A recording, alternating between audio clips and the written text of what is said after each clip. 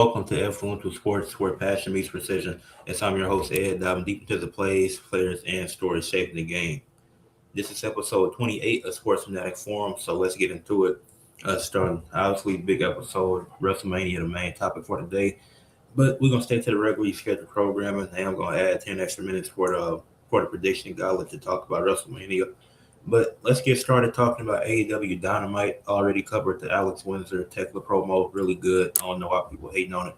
Willow defeating Camille, Kevin Knight defeating Claudio Castagnoli, and then the stuff with Darby and MJF that took place throughout the night. That's already been covered in some shorts that I made.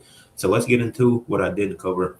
Tommaso Ciampa taking on Desmond Xavier. This was a cool match. Desmond Xavier using his speed, agility. Tommaso Ciampa overpowering him, getting the win. And then Ciampa, he got a promo like, I'm here to win all the gold. Now he wants to go after the world title. It's just for me, it's like it's a good match. It's no story behind it. Like I don't know why all the other matches had a story to it. I don't know why they were fighting. So they just had a match for no reason. And now Tommaso Ciampa wants to go after the world title, even though you only were a TNT champ for like a week and you just beat Desmond Xavier. So I don't like they don't do enough for me to buy you as a credible world title contender. So if that's who Darby's first defense is against, Darby should win that easily. Easily.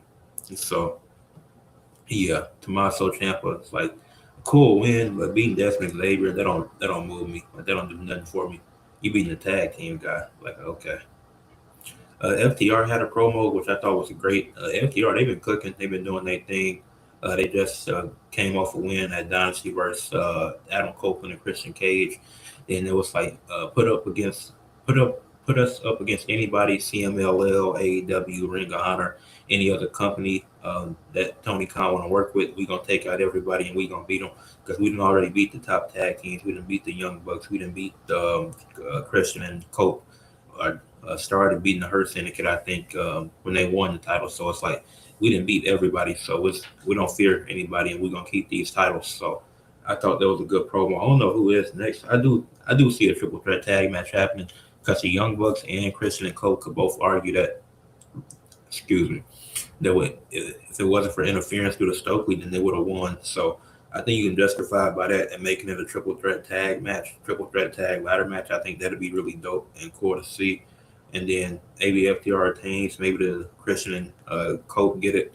We'll see. But I thought that was a really good promo by FTR. They did their thing. Stokely, Stokely had a funny line. The fans was chanting, "You don't get no holes," and then he was like, "I don't need holes when I had a AEW World Tag Champ." So that was a cold line by Stokely.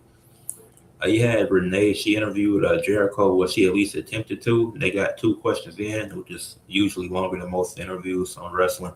So two questions in. So good job.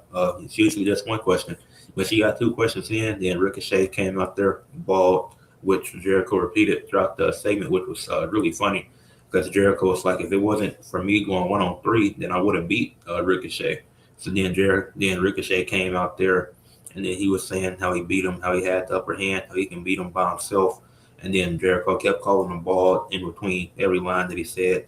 It was like bald. So that was funny. No list. I mean, Jericho already made the list. I mean, Ricochet already made the list. I mean, he could have put the demand on there, but then Ricochet was like, "Hey, y'all stay back. I'm gonna go in here and handle business."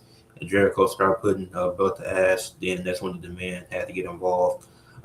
Then they outnumbered Jericho again and still a toss. So Jericho and Ricochet gonna run it back. So I'm glad it's not just a one-time thing. They actually building a feud with this. So I like where this is headed.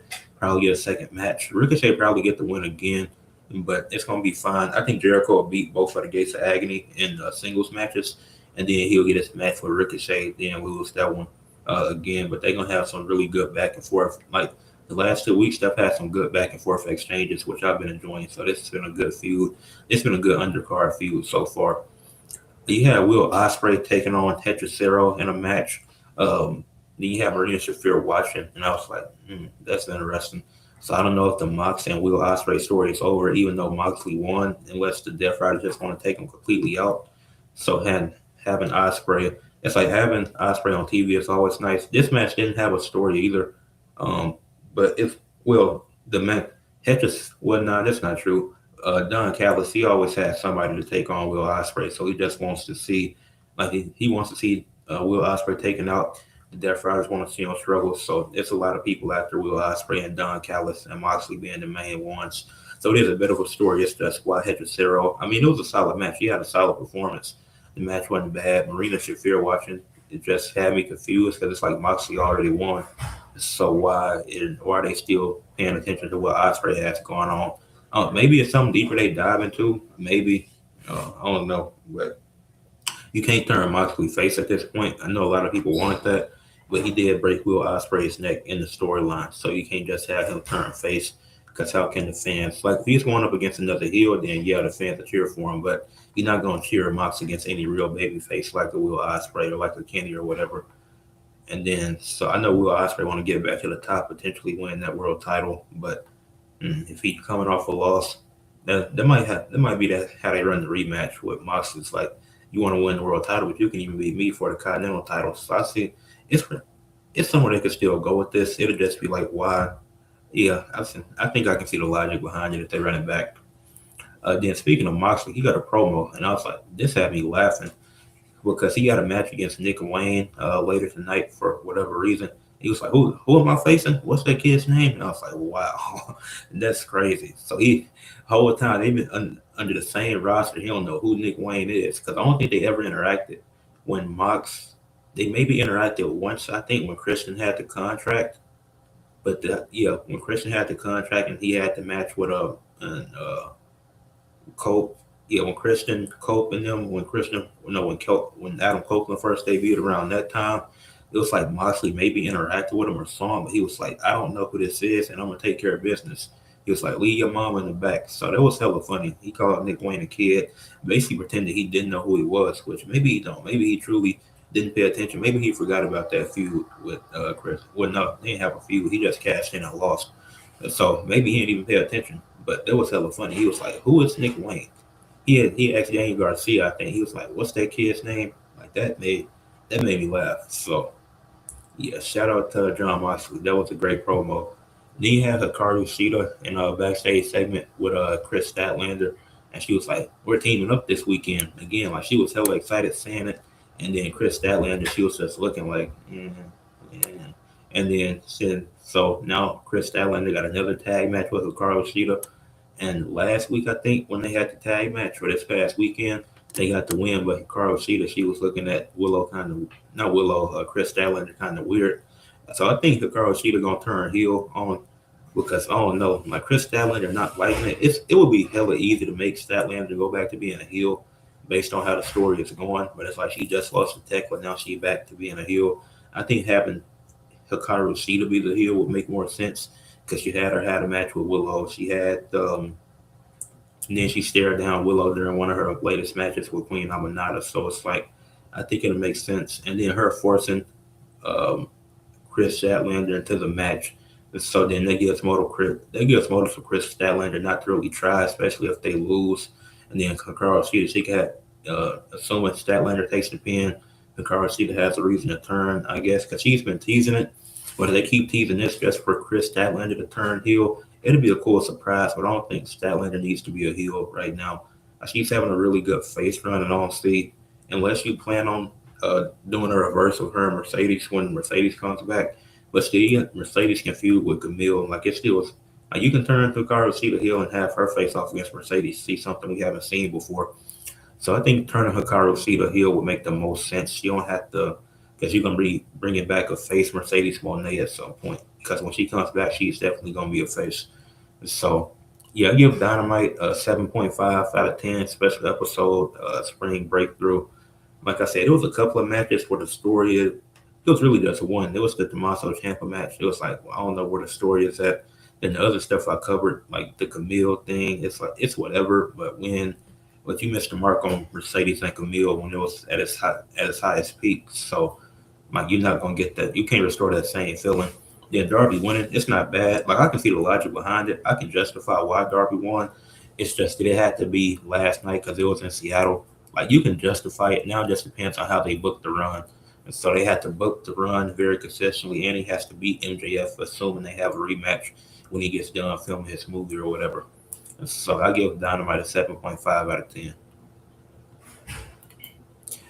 Now moving on to the ranking segment, let's talk about the top 10 teams in the MLB. As I do when I do these top 10s, I always work my way up from the bottom up. I'm gonna state the top 10, then I'll go more into detail after that.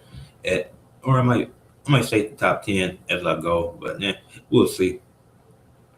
So at number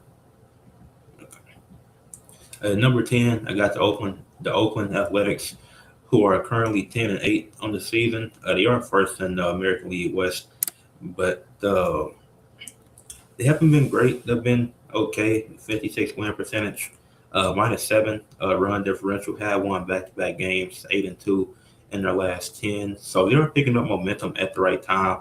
It's like they have been solid this year. Just 2 games over 500.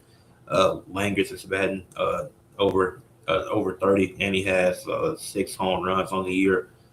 Tyler Thunderstorm, 14 RBIs. So this team has been good, but like they're good enough to be first in their division. So shout out to them. But I don't. Yeah, 10-8. I got to put them at number 10 for me. The next team I got at number 9. I got the Diamondbacks, who are currently 11-8 on the season. Won back-to-back games. 7-3 in their last 10. I don't know where the 5 was coming from, but they aren't.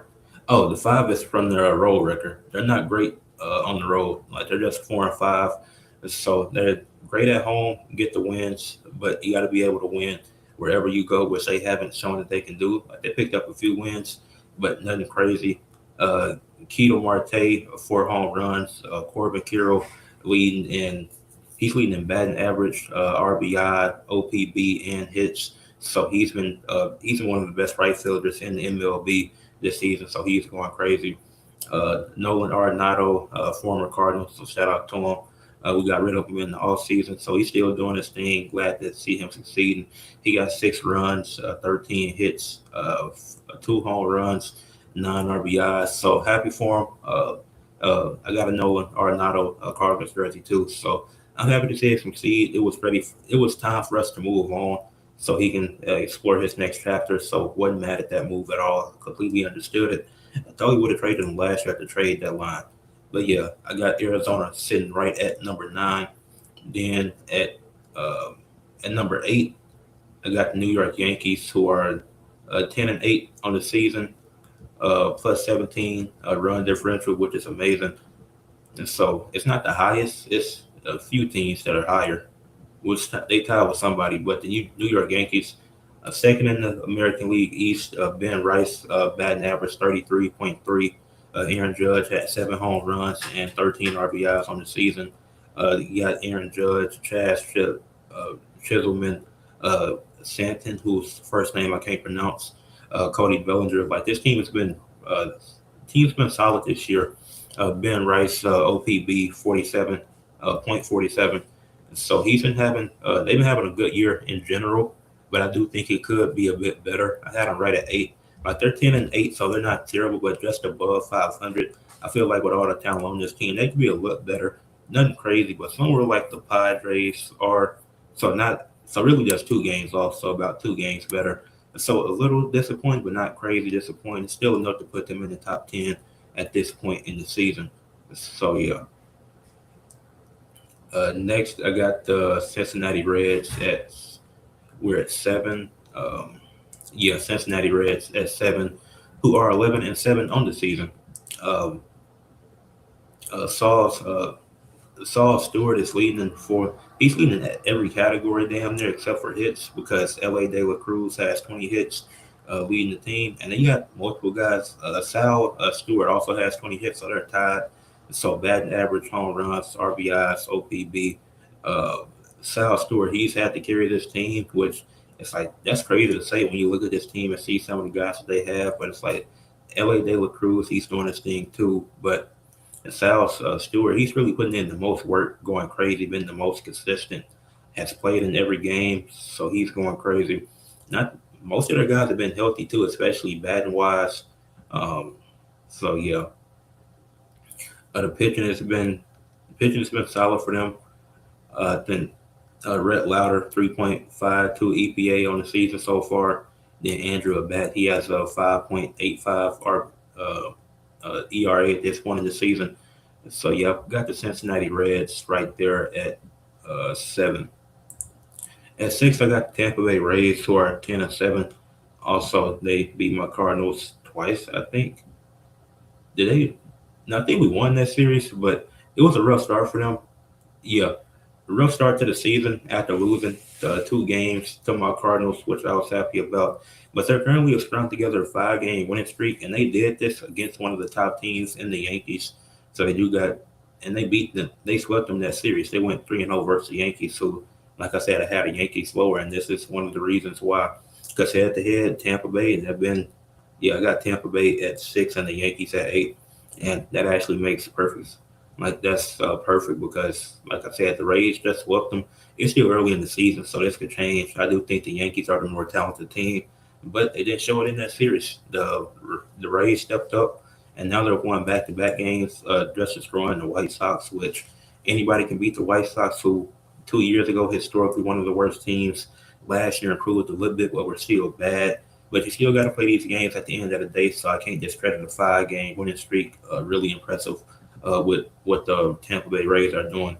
So now I'm getting into the top 5. I got the Minnesota Twins at number 5 for our 11-8. They have a plus 17 point differential. They've been great at home, uh, not as good on the road, which is a common theme within a few of these teams. But the Twins have been really good this season. Uh, Josh Josh Bell only has 3 home runs though, but he does have 14 RBIs. So not as eye popping as some of the teams leaders with other stats, but this team they've been consistent throughout the year. Their pitching has been good. Todd Bradley, Joe Ryan, Simon Woods, Richardson, like they all been doing their thing. So they're really maximizing their pitching. I feel like at number 4, I got the San Diego Padres, who have a plus 18 point differential and have won 7 straight uh, with uh, wins over the Mariners, sweeping the Rockies and beating the Pirates 2-1 in that series. Yeah, in the Rocky series, it was a 4-game series. They won all 4, so really impressive. Even though the Rockies were also really trash, at the end of the day, still got to play these games. At the end of the day, the Rockies are also still trash. So the more things change, the more things stay the same. Because Padres having a great season, hey, Rockies still suck and they're getting the wins, but they're also doing it against a Mariners team too, who went deep last year. So getting wins against a team who was just competing to potentially go to the World Series. So I do think the Padres they've been good enough to be at the 4th spot, but it's 3 teams I had ahead of them. I got the Pittsburgh Pirates um, at 3. Now this could be a bit biased because I've seen them a few more times than the Padres this season, but they also have the second best point differential in the MLB and are the only team with a plus 40 or better point differential, if I'm not mistaken. Yeah, because the Dodgers are at plus 46. But yeah, I got the Pittsburgh Pirates at 2. No, at 3. At number 2, I got the Atlanta Braves, who have been having a really good season. They're 12-7, 8-4 at home, 4-3 on the road. So not crazy. But no, the Pirates have a plus 20 point differential. So they had a third best point differential. The Braves are at plus 44, one of the 2 teams with plus 40. Braves 6-4 in their last 10. They are able to get wins on the road. So it's just one game over 500, but it's still significant to be able to win on the road and have such a large run differential. Then at number 1, I think it's pretty obvious. I got the Dodgers. I don't even think I got to say too much about them. So this will be the quickest one, probably 9-3 at home, 5-1 on the road, plus 46 win differential, 8-2 in their last 10, 3-game winning streak. Now you can just look at the roster and tell, yeah, this team is going to be good with Andy Pages or Paget, Andy Pages, Shohei Ohtani, Freddie Freeman. It's like I can go on and on about. Then you got Yamamoto pitching, Tyler Glass now, even Shohei when he feels like it, Tanner Scott. So this team, I think it's pretty clear, and a lot of people had them being one of the top teams again. So no surprise. But yeah, that's my top 10. Uh, yeah, man, I read it off again. Won't since I went in depth. At number 10, I got the Oklahoma. I don't know where I got Oklahoma from. Number 10, Oakland Athletics.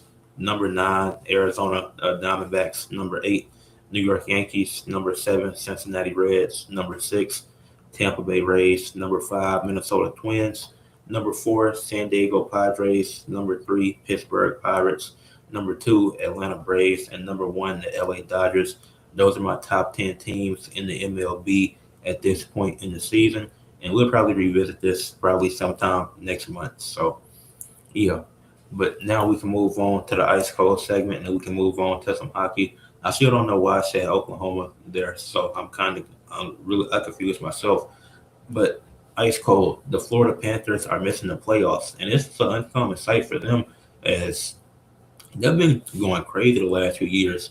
In the last 3 years, they went to 3 straight Stanley Cups. They won back-to-back Stanley Cups. So they lost the first one, won the last two, and this year they're not even in the playoffs. This the last day of the NHL regular season. Their last game was yesterday, and they were already eliminated. And they ended the season hot too, but it was just too late. I think a big part of this plays into the injuries that they had throughout the season. Like Sam Reinhart is such a good player. Like he's constantly attacking the goal. He finished the season leading the team with points despite not playing as many games as other people. He played 64 of the team's 82 games, so he did miss just 18. But in hockey, that's still significant because in that stretch, losing streaks, overtime games, so more injuries. So he had 29 goals, 32 assists on the season.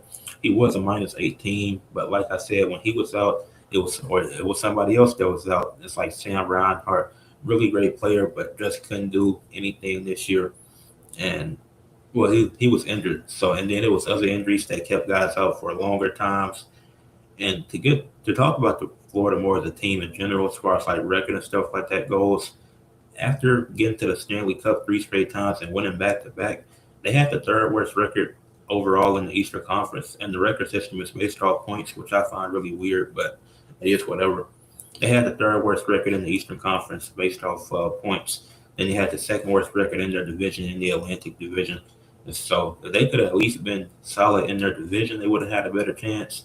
But nope, they got hot too late because they ended the season on a 3 game winning streak. They finished the season 40-38-4, and that 4 is for overtime losses. Not they don't do ties in hockey. That's for overtime losses. And they ended the season on a 3 game winning streak. So they did get hot like super late, but they got hot too late. So it was like at that point, all these other teams had already been established as they're going to be a top 5 team. Or the other teams, it's like we're fighting, but we're so far ahead of you in terms of points that it don't matter what you do. That it's too much math that goes into that. It's too much math that makes it a possibility. So it would have had to be so much. This team got to lose and get outscored by this much in the next few games, stuff like that you see in football late in the season. It would have been a case of that, and that wouldn't have worked out because it clearly didn't work out. Because, like I said, tough start to the season, inconsistent play throughout the year in general. Like the team was just inconsistent. They had like when it comes to like winning and losing streaks, they had some of the most that I've seen, and it's like they had because there was times where they would be on a winning streak, and I'm like, wow, so they actually look good, like how they ended the season. But obviously now it was over because the way they started the season 3-0. They won their first 3 games, and then they lost their next 4. And these are all regulation games. None of them went to overtime. No shootouts. No shootout round. It was like first 7 games, or no, first 10 games. They were 5-5 after the first 10 games. They didn't go into overtime until their 11th game. Then in their 11th and 12th game, they had back-to-back shootout rounds, which the first one they lost, second one they won. And they didn't play they didn't lose many overtime games. Because like I said, they only got 4 overtime losses. But it's like a winning streak here, a winning streak. They are stringing together some winning streaks throughout the season. Then there's a few losing streaks to come up. So it's like, it's like you see this, like this is just what you get out of a really mid team. You get a lot of losing streaks, a lot of winning streaks, and that's what they were this year. And I think you can factor that into injuries. And they had a point differential of minus 25 as well. So they were just getting heavily, when the games aren't going to overtime, it's just regulation. They're getting heavily outscored. They also were 7 games under 500 on the road. So not being able to win on the road. So even the home wins, it was like you just was a little over, but at least you were able to win during those home games. It's like on the road, you weren't able to do nothing.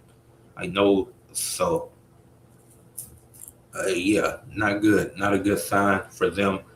Just like I said, inconsistent play, big injuries. Let's dive deep more into those big injuries because I made a video about the Panthers and just talked about their season in general. But some of the guys I didn't go too hard on, talk about injuries and stuff like that. And then I could talk about goalkeeping maybe towards the end. But um, I already talked about Sam Reinhart. Brad Marchand, who I'm really starting to like, he only played 52 games. He only played 52 games, so he missed 30 games out of the season, so that's significant. When you have a 4 game losing streak at a point, it's like deep into the season. It's like going into Olympic record around that time. You're on a 4 game losing streak, but you don't have Brad Marchand because he's missing these games. So it's like you don't have anybody to step in and replace him, which that's something you're gonna have to find in the draft or something you got to develop over the upcoming years to have some. Because after the success you've had, it's like yeah, at some point you do expect to fall off, you do expect to have a rough season, but this is like you can't even have. Not even anybody can replicate his production because he had 27 goals, 27 assists, and I'm sure if he played at least what Sam Reinhart played, a playing 64, he would have been able to do more throughout the season. Like Sam Reinhart missed 18 games and still led the team in points, goals, and assists. Brad Marchand, he had a good season for what he played, for the games he played. Then I think the most AJ Greer, he didn't have the injury. He just wasn't great. Like I said, AJ Greer, he had the highest plus minus, but it didn't matter because he wasn't on the ice all the time. He had the most penalty minutes. He had 113 penalty minutes, which by a wide margin was the most on the team. And so this is what I spoke on. If you know these players are out, you got to control your temper. Got to be like obviously the guys can fight, but there's other things, certain things you can't do. So he has to calm down because they need him because he's their most valuable player at this point. Because other guys either injured, yeah, because guys are injured, so they're not playing. So they need you on the ice, and you're not there because you're giving them 17 goals, 15 assists, 32 total points, up plus 14. You're just a good impact guy to have in general. It's like you don't got to have the most points or assists. They don't rely on you for that, but they know you can make big plays. But you got, and that's why you're one of the best. Why you have a positive plus minus, the best on the team at a plus 14, but you're in the penalty box all the time, so you're not going to win that way. So, and then it was 2 other injuries. I think I talked about AJ Greer before, but I had to do it again. Seth Jarvis just 52 games, and he was disappointing. But just having him for 52, like even if he plays, even if he was disappointing, he still adds something because you know how good he can be. So you didn't have him for a good. You missed him for 30 games as well. Then you don't have Matthew Tkachuk for 51 games. He was out for 31 games due to he only played 31 games due to injury. And it's looking like he was going to have a really good season, but he wasn't able to do that, replicate anything he did from the prior years due to him being out with the injury. And so a lot of injuries, especially to with Sam Reinhart, Brad Marchand, to Chuck and Seth Jones all missing a quality time, all missing around 18 to 30 games. So it's like it was going to be a rough season. And then also they were just inconsistent when they did play because there were some games that they stayed in that I felt like they could have won and just weren't able to. Like that game versus Anaheim early in the season, that should have been a win for them when they went into the shootout. I think they could have won that game. Getting Buffalo Sabres had a great season, but getting shut out that early into the season, it's like man, then it seems like Anaheim just had their number because Anaheim also beat them 7-3. It's like a 8-5 win over Vancouver, but then the rematch versus the Oilers, even though what the rematch for the Oilers technically, but the Oilers they just played better, and so the Oilers I think will be heading back to the. I'm pretty sure they'll be heading back to the playoffs if I'm not mistaken, but or they might not be. I'm not sure. Yeah, they are heading back to the playoffs. Yeah, but it's just the Panthers I had to question. But yeah, the Florida Panthers, not great. But yeah, rough season for the Florida Panthers. Put them on ice cold, like I said. Went to the Stanley Cup 3 straight years. Won back-to-back Stanley Cups. Missing the playoffs this year. So we'll see. We'll see if anybody gets ice cold during the playoffs for the NHL. We'll see. But with that being said, let's move on to the main topic of today's podcast, the prediction gauntlet. WrestleMania 42. Let's get into it. I'm gonna start with night one, break down those matches. Uh, I'm gonna start with the main event match of night one. Cody Rhodes, Randy Orton. I think this might surprise people, but I see Cody Rhodes retaining, even though Randy he turned heel. You got Pat McAfee there. It seems so easy to have Randy Orton win, but people aren't considering the fact that Cody just got the title back, and people will feel like this is a transitional reign because it would be. So does Cody keep so Cody, I don't see him getting it back just to lose it this fast. Like it could work, but he had he didn't even have one defense with it in this third reign as champion. It's gonna be his first defense, so I don't see Randy winning this match. I think Cody Rhodes retains, and he keeps doing his thing. Then you got Jelly Roll, who's gonna probably be a factor as well, and they're building towards a tag match anyways. So you know you're gonna get a tag match at Backlash for whatever reason.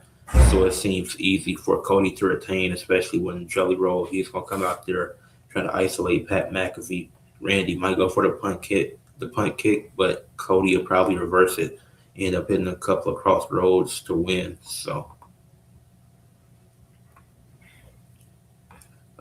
next match, Liv Morgan, Stephanie Vicur. I think Liv Morgan wins. I think she dethroned Stephanie, ends her title reign. Um, I think it makes the most sense. You missed the mark on ending it by having Raquel win and making the story Raquel and yeah, the story could have been Raquel and Liv, or Raquel, Liv, and Roxanne. It could have been a triple threat or something where you had Roxanne involved. Maybe a fatal four way Stephanie still be involved. But I think I got Liv Morgan winning, becoming four-time champ. I think winning the world title again. So I don't see Stephanie retaining. Raquel interfering would make sense to cost Liv. Like I wouldn't be mad at them splitting the Judgment Day finally, but I see Liv Morgan winning this match to become champion. But if she does lose, it'll probably be because Raquel cost her and she did it on purpose. Which, like I said, I'm not really opposed to. That wouldn't be a bad decision because the Judgment Day has gone on for way too long. And so if that happens, I'm cool with it. It is what it is. Gunther versus Seth Rollins. That's gonna be a good match in ring wise. The story just isn't there for me, but I do see Gunther winning. Seth has won back to no, he's main evented back to back WrestleManias. He lost in the Rock match and the tag match, then he won last year in the triple threat match. So I don't think, and then Gunther he's lost to Sami Zayn and Jey Uso. So I think another loss at WrestleMania. I just don't see it. So I think Gunther wins because he also had to set up the retirement match for him to get Brock Lesnar. So him trying to do something to get something out of Paul Heyman, it just makes the most sense for Gunther to get the win. And then, like I said, in ring wise, it's going to be a really good match. The story just isn't there for me, so it's going to be good in ring, but the story is just not it. But I think I think Seth going to look amazing in this match, but Gunther get the win. Becky Lynch and AJ Lee. I got Becky Lynch to throne of AJ Lee because AJ Lee's been part time, so it's kind of no point in giving her the championship anyways. And so I just say you keep it on. Not say you give it back to Becky, make her a three-time champion, make this her best run, and then eventually put over Roxanne Perez or Zoe Stark or somebody. I think on the technicality, maybe Lyra could get it again, but I think you can put Lyra in the main event scene depending on what happens with the tag match. But I see Becky Lynch winning because I think they know the criticism of having part-time champs, and it's like the people are so mad about a part-time Roman being champ. Then why would you keep AJ Lee as a part-time champ? So with Seth losing, Becky Lynch can win, and they both go home happy. Then getting to the Jacob Fatu versus Drew McIntyre. That's gonna be a fun match. It's unsanctioned for. Well, I guess it makes sense why it's unsanctioned. So that's gonna be a good match. I don't expect nothing bad out of it. I think it's just gonna be a really good match. But I think Jacob Fatu gets to win because I think he benefits from it the most because he's gonna be beating a former WWE champion. So now he gets some reason to I want to go after the WWE title. Even though we don't know who attacked Jacob Fatu, we just know that he's claiming it was Drew McIntyre, but nobody actually confirmed that. So it's fine. It's whatever. But Jacob Fatu getting the win would be nice, and he won last year versus LA Knight, so you can start building a little streak with Jacob Fatu.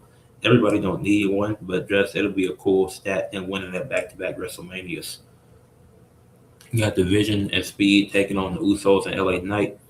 I got the Vision and Speed winning this. Celebrities usually win their matches at WrestleMania, so I'd be very surprised to see if Speed lose, and they'll probably let Speed get the pin. I think he'll pin LA Knight. That's like I said, celebrities usually. I can't remember a celebrity losing at WrestleMania.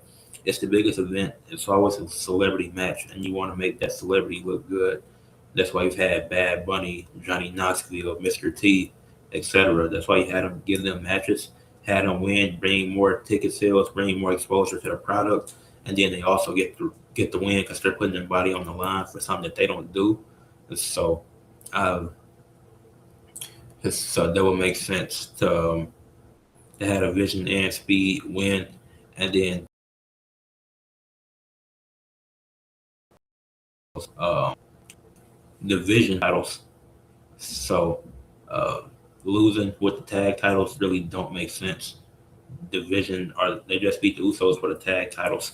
So there's no reason for the tag champions to lose at WrestleMania, especially a non-title match, because it makes them look weaker. Because it makes them seem like oh they can't really beat the Usos when it's other shenanigans or without shenanigans. But they did beat them, even though you could have saved it for WrestleMania, made the six-man backlash match.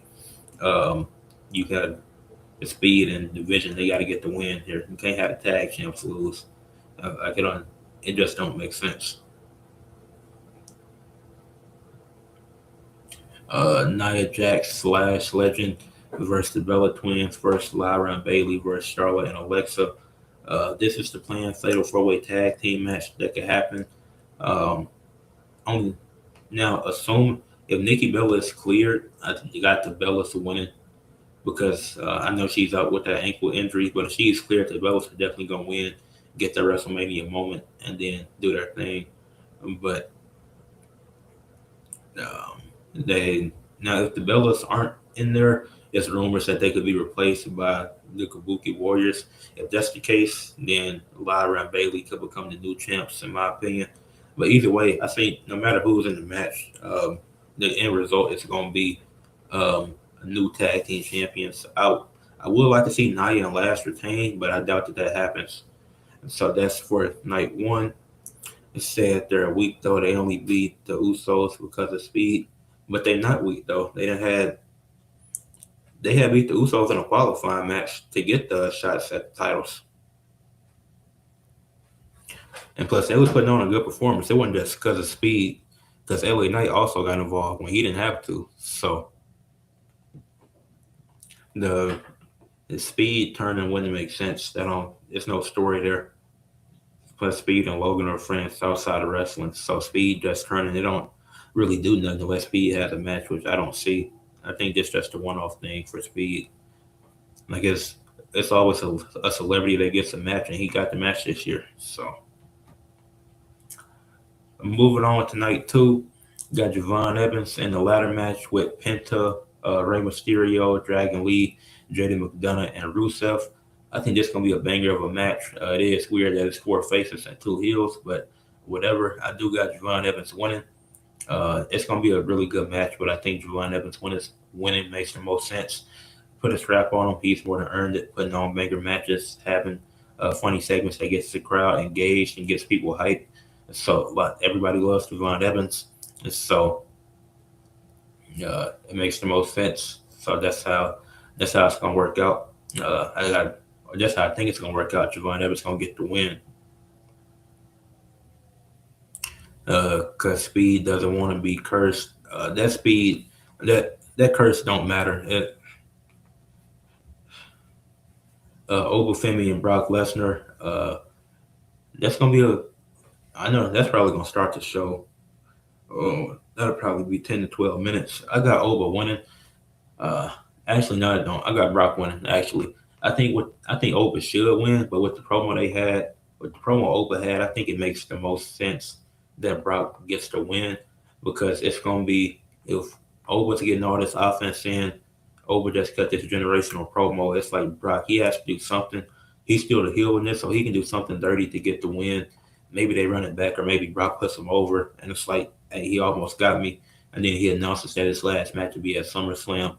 So I do think Oba should win, but I think Brock Lesnar is going to win this match because it's his last WrestleMania. This is retirement year more than likely, so I can see Brock Lesnar getting the win. You got Trick Williams taking on Sami Zayn for the United States Championship. It should have been Trick, Mello, Ilya in a triple threat, but that's whatever. This gonna be a good match though. Trick, Sammy, they both gonna do their thing. I think Trick gonna look great in this match. Trick gonna get the win. Uh, excuse me. But yeah, I got Trick getting the win. Maybe let Yachty get involved. He don't really need to. I think Yachty just do his interest for him. I don't think Lil Yachty actually gonna get involved. I think he just gonna do his interest for him. He gonna say whoop that Trick. Then he gonna be backstage. Trick is telling him like I got it. Come celebrate with me after the win. Then Trick Williams win. Yachty the first one out there to congratulate him. They celebrate. Then you could do the stare down. You could pan the camera to Trick walking backstage, and then Mello right there waiting. Then they had a stare down. Then you already teased something. You keep teasing that, and it's like, oh, so now we know the program. We're getting for either Backlash or Clash in Italy. So that's how you do that. That's pretty simple to me. There's no need for Sami Zayn to retain. Got Demon Finn Balor taking on Dirty Dominic. They should have made the AAA. They should have put the AAA title on the line. Unless it's a AAA event coming up soon. No, I don't think it is. Or, well, I'm not sure. But yeah, if they, no, it was an indie show I had seen. That wasn't, no. But I'm pretty sure Dom is still a AAA champ. They should have made this for the AAA championship. Then I think that would have been cool because it would have made, because at least if it's for the championship, then it's like for people that think Dominic should win, it makes it more unpredictable. Like, maybe, because I think it's pretty clear that Finn is going to win and everybody is picking him because it's the Demon and nobody wants to see the Demon lose. So it's really predictable. But if you put the AAA Mega Championship on the line, it would have been more unpredictable. It's still going to be a good match. Finn's going to get the win. But if Dominic did win, it's not a terrible idea because you would establish him as an even bigger heel. But I think Finn needs to win. Only way Dominic should win is if the AAA title was on the line and they want to keep it on Dominic. But if not, then since it's a non-title match, it's like I don't see the point. So because Dom still does have a title, so if people thought it was cooked because he didn't have the IC title anymore, WWE owns AAA. So if they wanted to put the AAA title at WrestleMania, they could have had it defended, could have made that a match, but it won't be. It's whatever. You got Jade Cargill taking on Rhea Ripley for the WWE Women's Championship. I think Jade retains here. I think apparently Jade was already posting pictures with B-Fab and Michin a few days after the attack, so it's not gonna matter. So Jade, B-Fab, Michin, B-Fab, EO, they'll get involved in the match, so it'll be whatever, or maybe not in the match, but they're gonna have some type of role. I think Jade retains. It'll be the easy option to put it on Rhea. She gonna push ticket sales. She gonna push merch, this and that. But it just don't feel organic to have Rhea win it. So I don't. So I think Rhea, she still needs some more. Um, she got to do more in the mid card. She don't got to be mid card champ, but she can just have some non-title feuds and build herself back up for the world title eventually. But I think it's the right decision to keep the title on Jade at this point. So I see Jade retaining. And then you got the main event with Roman Reigns taking on CM Punk for the World Heavyweight Championship. This match is hard to predict because it truly can go either way. And whichever way it goes, both men will be fine. As long as it's not a bad match, which I don't think it will be, but as long as it's not a bad match, it don't really matter who retains, to be honest. I think CM Punk, if you have him retain, there's some stuff he can talk about how he dethroned, how he beat the guy who's claimed to have a better reign than me because he had a longer. But when it came down to the biggest event of it all, no Seth involved, no Paul Heyman, I beat you fair and square. And then Roman wins. It's like, I shut up this trash talker that all he does is talk, can't go in the ring anymore. So it's beneficial for both of them if they win, but it's not a negative if either one of them lose. So I do like that. I do think the build should have been better, but I haven't made my pick yet.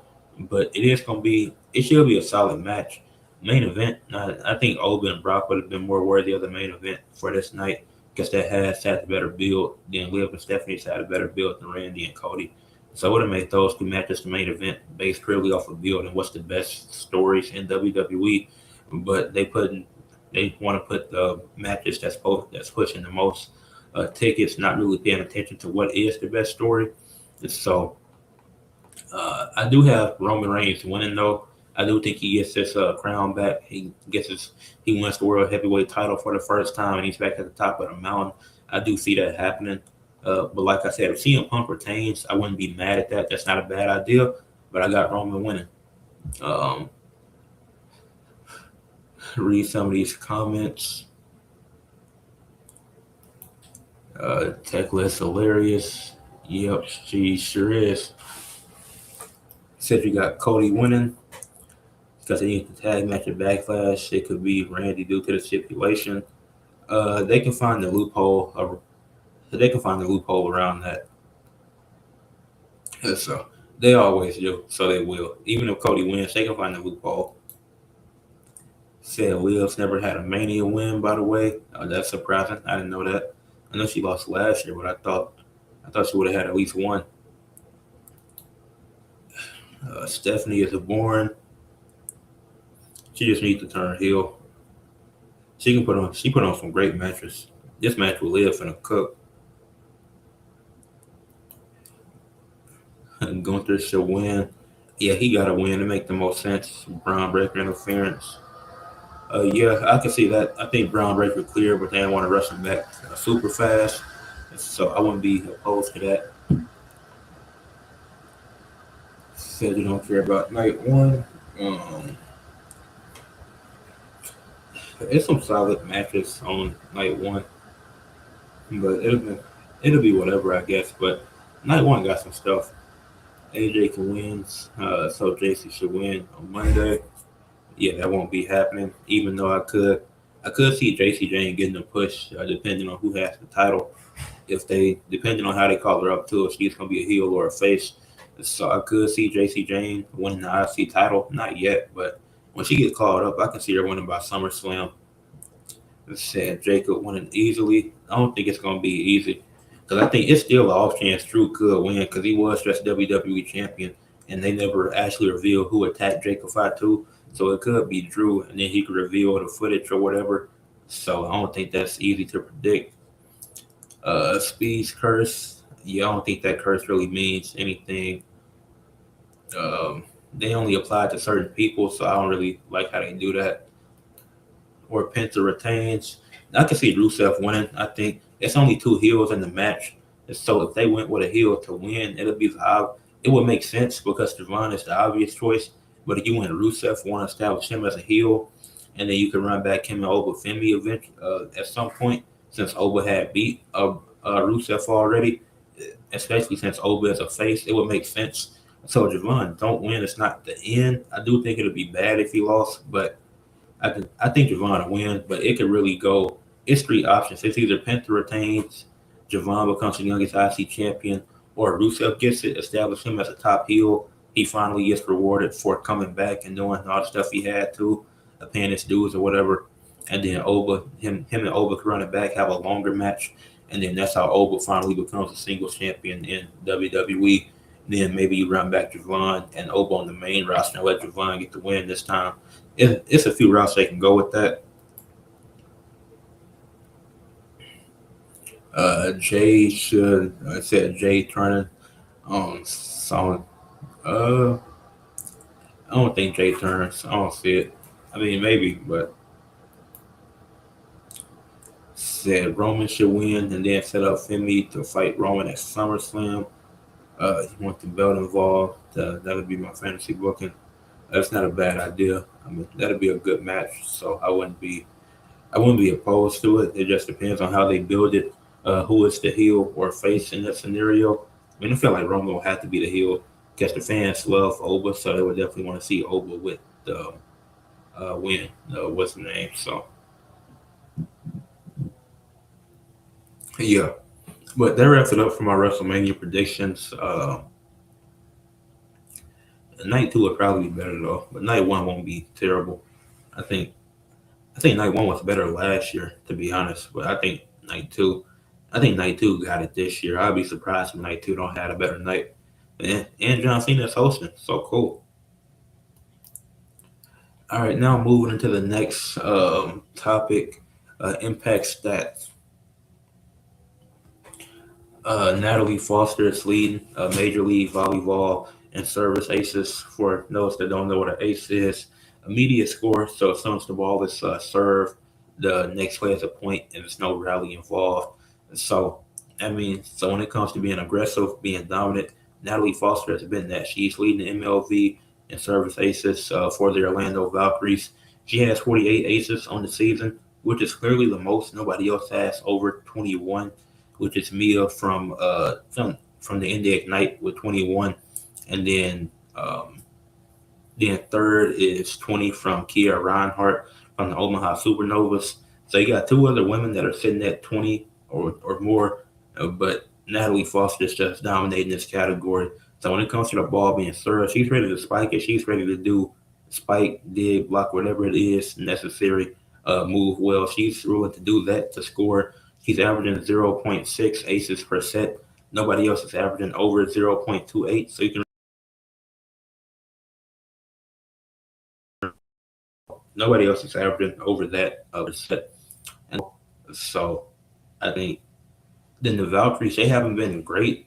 She's been doing her thing, but the Valkyries, they are currently 10 and 12 and one game out the playoffs. I forget who they played. I don't know if they play today or they play tomorrow, but it's a few games coming up that are going to be really important for, well, all these games are important. They actually play tonight versus Omaha Supernovas, so that's going to be a game I'm definitely tuning in for. The team that they're one game behind in the playoffs, so they can beat them and they'll get the advantage for the next few games. So we'll see. It's going to be huge for Orlando to get that win and for Natalie Foster to keep doing this. She's been the top woman when it comes to service aces. So can you continue being that top woman? You're giving us zero point 0.6 aces per set while nobody else can give us over 0.28. So can you continue to do that and have a dominant game, scoring as soon as the ball is served? So having instant impact, having an immediate kill, really, because that's really what it is. Because you can't really get. I mean, can you get a dig on opening on the set? Well, I don't know, but anyways, you have to perform. That's how well you got to be. So you got to up the ante a little bit, and then on the season, just to talk about Natalie Foster's season and a little bit. 177 points, 98 kills, 31 blocks, 221 total attacks, 48 aces, 42 digs. So you're doing crazy. You're doing your thing, but can you continue doing that? You're having a really good season, but y'all need this one win, and this one win won't guarantee y'all a playoff spot, but it's definitely gonna give y'all an advantage, give y'all an edge because y'all are a game ahead of the Atlanta Vibe and a game under the Omaha Supernovas. So you're sitting right in between them because you can either fall to 6 with a loss or move to 4 with a win. And obviously, you want that win to try to win a championship. Try to go back to back because you're the reigning champions from last year. So you want to get that win and advance, and then it's still a chance they can steal third because the San Diego Mojo are just 11 and 11. It's really just 2 and 1 that's going to be tough to get because the NBA Ignite have been holding 1 for a good part of the season, while the Dallas Colts have been at 2 for a good part of the season. So them two, I don't see anybody catching them. I don't think anybody can catch them at this point in the season. But yeah, because this one, yeah, nobody can catch them at this point in the season. So Indy and Dallas, they had the top 2 seeds locked up. Now, who finishes 1 and 2 still comes down to those two, but they have it locked up for sure. So then still 3 and 4 still open for the playoffs. So we'll see. But you got to get this win tonight because that's going to be super important for y'all to get that win tonight. So yeah, Natalie Foster doing her thing. Can she keep it up tonight? And then athletes of the week. So I'll be wrapped up shortly. Uh, Said more excited for night 2 this year. Last year night 1 was probably better. Okay. Um, if Roman versus Oba does, if Roman versus Oba does happen, I will see Oba losing because it's Roman. Not going to say Roman's going to have next Mania, but drop it at the next Rumble or next year's Raw, possibly. But now to get into athletes of the week, For the NBA, I went with Denny Abdia, who's led the Blazers to three straight wins, and one of those wins was in the play-in and allowed them to secure the seventh seed.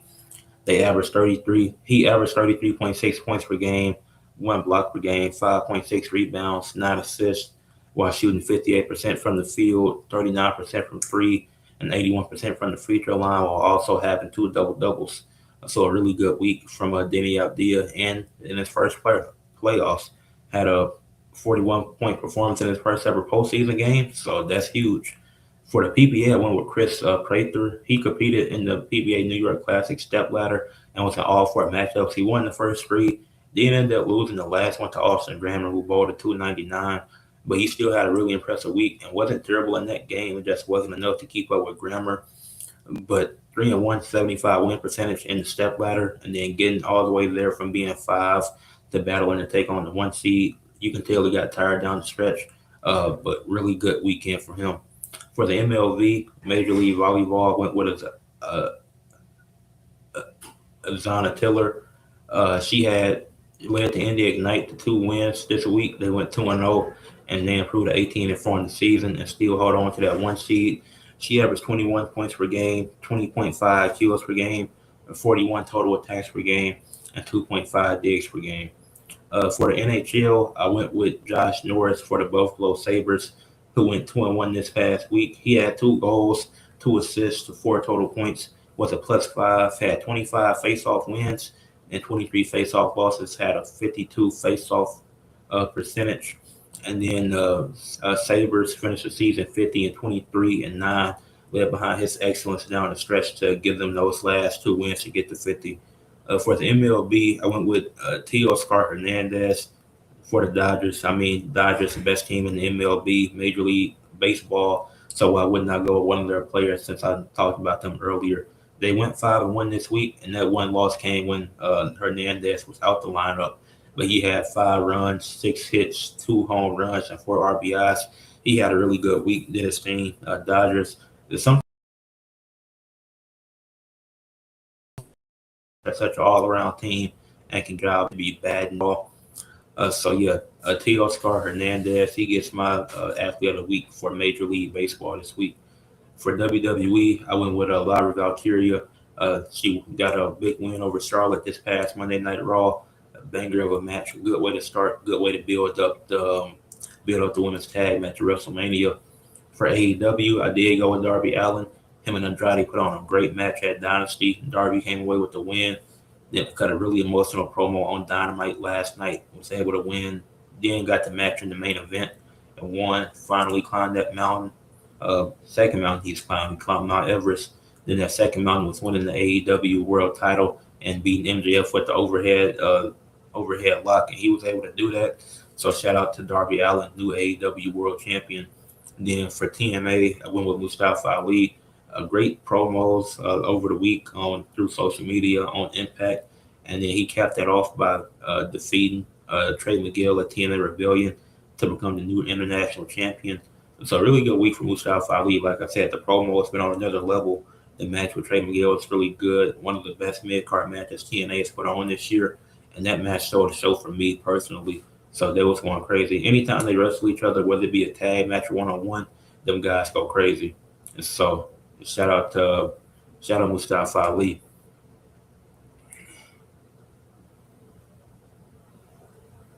Yeah, SmackDown they're gonna shake things up for sure. But with that being said, leave a like on the live, subscribe to the channel, comment your thoughts, share for others to see, and yeah, WrestleMania predictions. Yeah, WrestleMania this weekend, so it's gonna be a lot of content to be made. But yeah, with that being said, once again, like, comment, subscribe, and